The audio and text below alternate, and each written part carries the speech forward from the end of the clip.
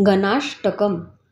एकदन्तं महाकायं तप्तकाञ्चनसन्निभं लम्बोदरं विशालाक्षं वन्देऽहं गणनायकम्। मौञ्जीकृष्णाजिनधरं नागयज्ञोपवीतिनं बालेन्दुशकलं मौलौ वन्देऽहं गणनायकम्। चित्ररत्नविचित्राङ्गचित्रमालाविभूषितं कामरूपधरं देवं वन्देऽहं गणनायकम्। मूषकोत्तम् आरुह्य देवासुरमहाहवे योद्धुकामं महावीर्यं वन्देऽहं गणनायकम्।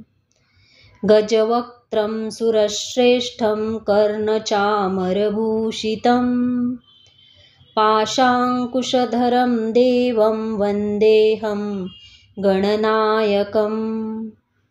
यक्षकिन्नरगन्धर्वसिद्धविद्याधरैः सदा स्तूयमानं महाबाहुं वन्देऽहं गणनायकम्।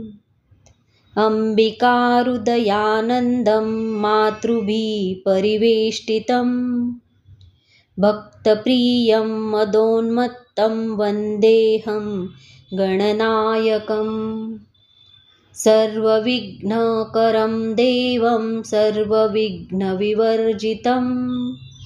सर्वसिद्धिप्रदातारं वन्देऽहं गणनायकम्। घनाष्टकमिदं पुण्यं यः पठेत् सततं नरः सिद्ध्यन्ति सर्वकार्याणि विद्यावान् धनवान् भवेत्।